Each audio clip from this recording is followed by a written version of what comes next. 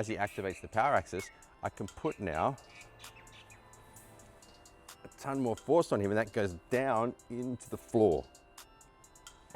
Now with the push of Tony, now increase to 160, 170, 190. If you're a martial artist over 30 and you feel like your power is leaking, well, this is why.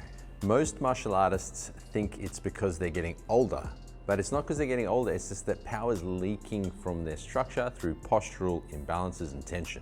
If your posture is even slightly off, you can be bleeding power.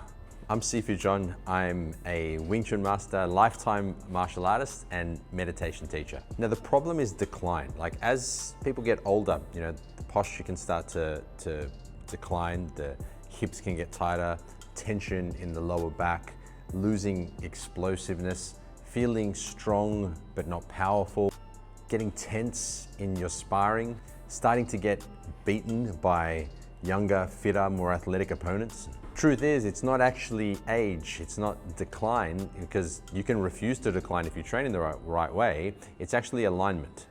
So one big idea is something called the axis of power. Now, the axis of power is your central column, your spine, but inside the spine is your nervous system. The spine is the kind of framework that the rest of the skeletal structure rests on. And when you connect it to that structure, when you utilize it properly, you can have a powerful posture that can withstand tremendous amounts of force and give off enormous power. Check out these demos that we'll be doing in the next part of the video, and you can see how learning to use the axis of power, learning to center yourself, can tremendously improve your martial power. So I have Melissa here with me to help with some demonstrations of the axis of power, how to use our posture protocol. So for example, if someone's trying to hit you in the face with like a hook style punch, you'd want to block it just like Melissa did there. Now, if she uses a weak posture, so let's just say there's tension around her spine or her spine slightly collapsed. So there's a little bit of tension in her spine, it's a bit out of alignment. Notice how as I put pressure on her, you can see how I can quite easily destabilize her balance, right? Further, apart from destabilizing her balance, I can also collapse her structure. So it's going to be very easy for me when she's not using good posture, to break through and hit, right? But when she actually activates the power axis, she softly draws up, she senses, she gets an openness through her center, turning that on, yeah? Then as I put pressure now into her arm, as I go to hit through, the pressure can go into her spine and feed into her structure. So I can put quite a bit of pressure into her system. Another example of this is, my master famously would do this with scales, where he'd stand on one leg and take pressure in. You'd see the weight on the scales increase as he was taking the pressure in, because he was using his center, the power axis, to draw that force to the floor. Now with the push of Tony, now increase to 160, 170, 190. We add another one. No, 190, 200, 210, 220. If he just stands on one leg, we won't use the scale first. We've got a scale here so you can see the weight go up. And he puts his arms out and he doesn't center himself, right? He doesn't use the power axis. As I put pressure on him, watch out, once again, it's quite easily for the force to travel through his body and destabilize him. Or even if he tries to fight with strength, right? My pressure will now hit the muscles in his body and offset his balance. Now, he wants to draw up through his spine, activate the power axis in the same way. And now from here, as he activates the power axis, I can put now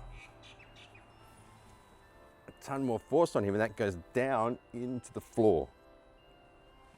Now, so that you can see that it's not just me pretending, you can see the actual weight on the scale. Good, you'll see he's at 67, keep your hands up.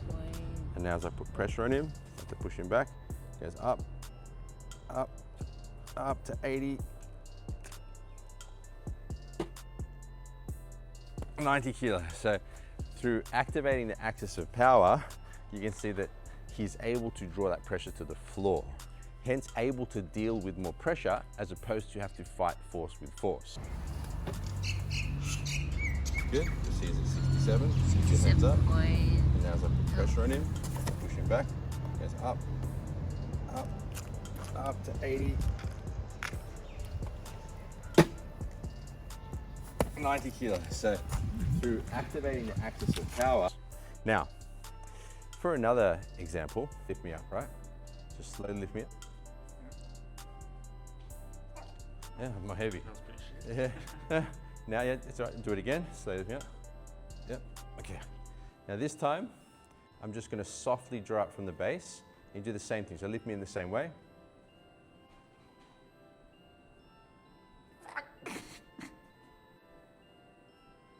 But for some reason, it's harder to lift me. Strange, right? Yeah. Right? Which you should be able to lift me again. So you've seen how it multiplies your power via being able to draw in more pressure, also how it makes you harder to lift and hence be able to hit harder, but further it allows you to move with more power as well under pressure. So for example, if Noah holds pressure underneath my elbow here, and I'm using this movement, like a cutting down movement, if I use just the strength of my shoulder, back and upper body, you can see I start to push myself off Noah's frame. Whereas if I can center myself and activate my axis of power, then now as I do the same movement, I can quite easily crush through that because the power comes into my central axis, into my structure. So I'm using this as a support, not just the muscles pushing down. So you can actually deal with quite an immense amount of pressure with this movement, with doing this, because you're not actually relying on the strength of the muscles, you're relying on the power axis, the center, and the structure, the frame, to then do the movement, as opposed to pushing on and against them. You're using your whole skeletal system and frame to move down and through. Sorry, you right? Crush. So you can crush through whatever might be in your way. Cool. Now, one last exercise. Thanks, Mel. I'll just get no with this. Because I know there's a lot of different martial artists following my content, strikers, wrestlers, grapplers, also athletes that, I've got golfers and horse riders and basketballers that can use this type of training, use the power axis, use the posture protocol to generate power in whatever sport you're doing. Now, Noah loves jiu-jitsu and wrestling, and he likes to apply it there. What was the move you wanted to show? Double leg takedown. So here I'm attempting to grab like behind his knees approximately, drive my head forward and basically take away his base to get him on the floor. Right, I apply centering in this very well.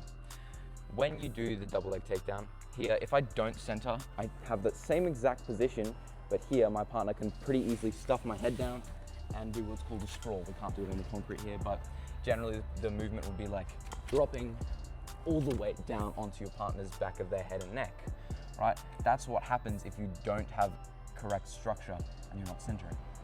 Now, if I do that same movement and I center, I already feel it.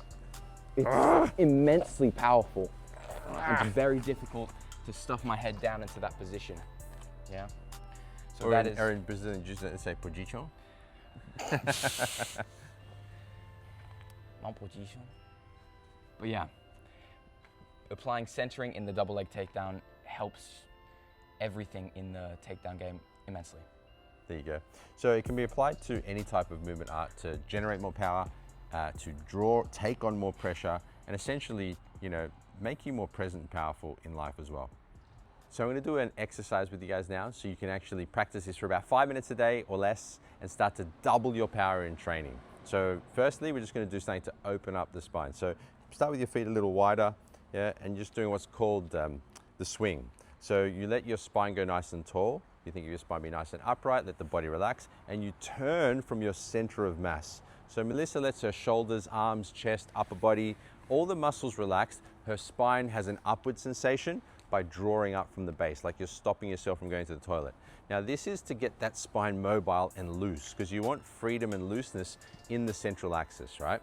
So this is actually originally from Tai Chi and Wing Chun guys use it, so Kung Fu guys, but you can do it in any movement system to loosen up your center. So drawing up from the base, like you're stopping yourself going to the toilet, rising the spine up, letting all the muscles relax and turning from the center of the center, or what we call the center of mass, so turning from that point. Good. Now just shake your body out, loosen up, and we're going to do an internal exercise, like a meditative exercise. So Melissa shakes her body out, you can still face the camera. You can have whatever stance on that you want. You can have, you know, if you're a boxer, your boxing stance, Wing Chun, like a Wing Chun style stance. If you're a grappler, you can have like a whatever, or a rug, whatever your art is, you can put on that stance and bring centering or activating the power axis into that. So you start by softly drawing up from the base. You can have your eyes open or closed, it's up to you. Take some deep breaths as you have a soft drawing up from the base. So you're calming down the nervous system as you activate what's called the pelvic floor by softly drawing up the base. Take some deep, calm breaths as you softly draw up at the base. Breathing in and breathing out, and just getting an awareness down at the base of the center. That's important. Now from here, start to sense the crown of the head, the tailbone, and everything in between. So you want to sense the space of the spine. You want to sense that space. Now as you sense that space, just softly focus in your center and take calm, deep breaths, because you're trying to unify your structure through awareness. Most people aren't actually consciously aware of their spine or their center because most focus is outward. So calm, deep breaths, soft drawing up, sense the center. Now, the next piece is you're going to use sensing, like sensation, and visualization to help open up the spine as well. So imagine down at the base of your spine, there's like a small marble of light. A small marble of light down at the base of the spine. Now, as you imagine that ball of light, first and foremost, you want to get into a upward emotional quality, like a good feeling. And the reason for that is because you don't want to be putting negative energies or frequencies through your heart, through your head. So think of some place, person, or thing that gives you a good feeling, something you love perhaps, something that makes you happy, and imagine that ball of light down at the base of the spine. Now, as you breathe in, softly draw that light, move it up through to the crown of the head, and then as you breathe out, gently release and let go. Breathe in and rise that ball of energy, that good feeling ball of energy, up through to the crown of the head, and as you breathe out, release, let go. Now, in your own rhythm, breathing in to rise this light up through your center, and breathing out to release. And as you breathe in and rise, you can softly draw up the base. You can activate the pelvic floor accordingly. So you can draw up, breathe in, breathe out, let go, relax. Draw up, breathe in, rising through the center, and then breathing out and relaxing and releasing. Rising and releasing with the breath.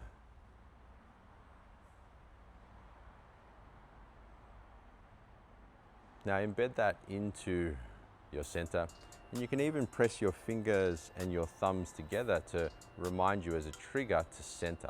So as you press your fingers and thumbs together, draw up, sense your center, feel the sense of expansion, robustness, and openness through your center, through that axis of power. Take some deep breaths, and when you're ready, you can open your eyes.